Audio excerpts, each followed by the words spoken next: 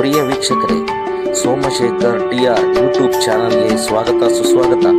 ಇಂದು ನಾವು ತುಮಕೂರು ಜಿಲ್ಲೆ ಚಿಕ್ಕನಾಯಕನಹಳ್ಳಿ ತಾಲೂಕು ಬೆಳಗೂಲಿ ಶ್ರೀ ಹೊನ್ನಮರಡಿ ಶ್ರೀ ರಂಗನಾಥ ಸ್ವಾಮಿಯವರ ಜಾತ್ರೆಯ ಹೊಸ ವರ್ಷದ ಸಂಕ್ರಾಂತಿ ಹಬ್ಬದ ಮೊದಲ ಜಾತ್ರೆ ಇದಾಗಿದ್ದು, ಶ್ರೀ ರಂಗನಾಥ ಸ್ವಾಮಿಯು ಬೆಳಗೂಲಿ ಗುಡ್ಡದ ಮೇಲೆ ನೆಲೆ ನಿಂತು ಬರುವ ಭಕ್ತಾದಿಗಳಿಗೆ ತಮ್ಮ ಕಷ್ಟ ಕಾರ್ಪಣ್ಯಗಳನ್ನು ಬಗೆಹರಿಸಿ ಕಾರುಣ್ಯ ಮೂರ್ತಿಯಾಗಿ ಅನ್ನದಾಸೋಹ ರಂಗನಾಗಿ ಗುಡ್ಡದ ಮೇಲೆ ನೆಲೆಯಾಗಿ ಸುತ್ತಮುತ್ತಲ ಗ್ರಾಮದ ಹೊನ್ನಮರಡಿ ರಂಗನಾಥ ಸ್ವಾಮಿಯಾಗಿ ನೆಲೆ ನಿಂತಿರುವ ಸ್ಥಳವಾಗಿದೆ.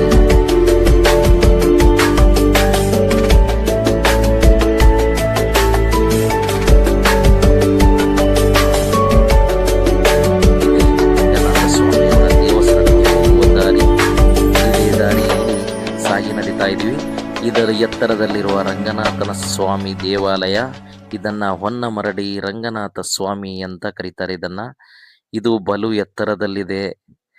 ಈ ಜಾಗಕ್ಕೆ ಬರುವ ಭಕ್ತಾದಿಗಳು ನಡೆದುಕೊಂಡೇ ಪಾದಯಾತ್ರೆಯ ಮೂಲಕವೇ ಈ ದೇವಸ್ಥಾನಕ್ಕೆ ತಲುಪ್ತಾ ಇದ್ದಾರೆ.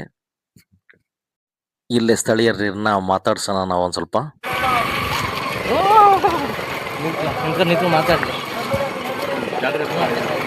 ಜಾತ್ರೆಗೆ ಯಾವ ಬಂದಿದ್ರಣ?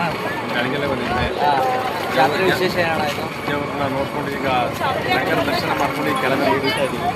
ಹೋಗ್ಬಿಟ್ಟು ಊಟ ಗೀಟ ಮಾಡಿ ಪ್ರಸಾದ ಸೇವನೆ ಮಾಡಿ ಮನೆಗೆ ಹೋಗ್ತಾ ಇದ್ದೀವಿ.